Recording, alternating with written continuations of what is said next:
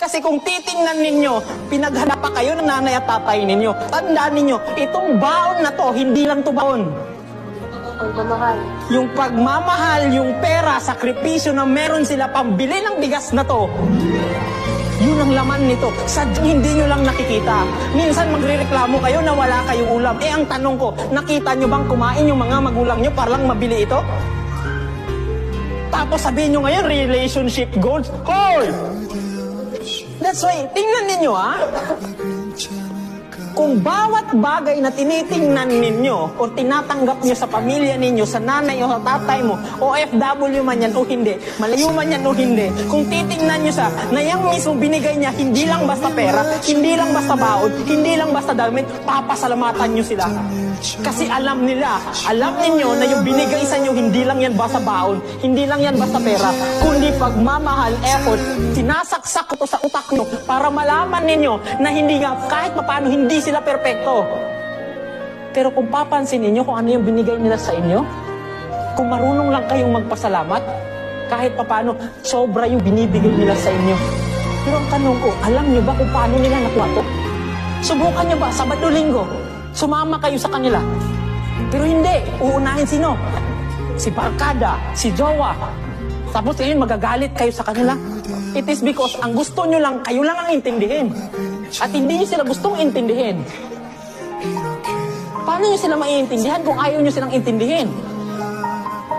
Kung iisipin ninyo, tingnan ninyo, may cellphone kayo. Ma'am, paliti kong phone. Kahit tungod saan sa? Mag-research ako.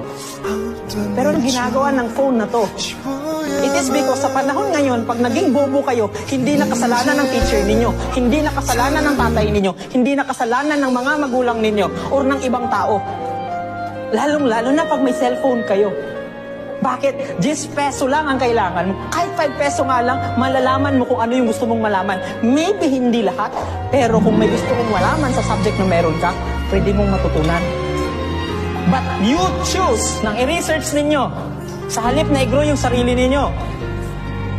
Kasi ang gusto ko lang iparating sa inyo, hindi lahat, maybe hindi nila lahat nabibigay sa inyo ng gusto ninyo. Yes, nagagalit kayo.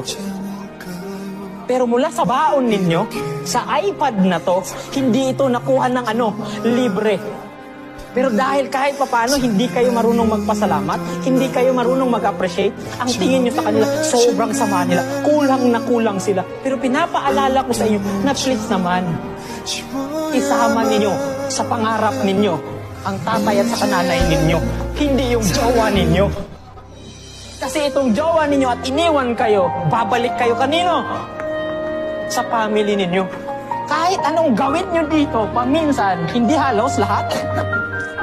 Pag nasaktan kayo, sila yung tatanggap sa inyo.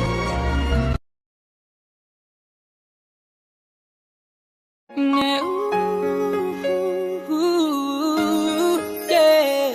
When the day is said and done in the middle of the night and you're fast asleep, my love, stay awake looking at your beauty, telling myself I'm the luckiest man alive.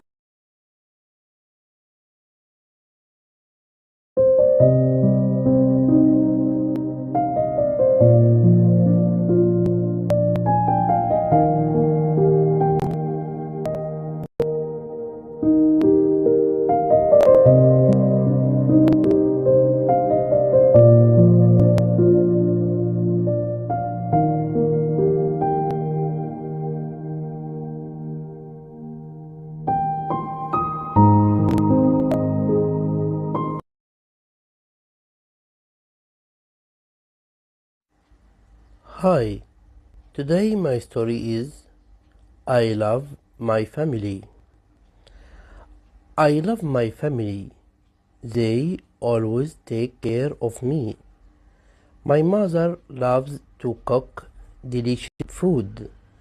I help her prepare the meal. My father works for the family. He helps mother to with the dishes and the laundry. We help each other in everything. We are a happy and loving family. My brothers and sisters are also nice to me.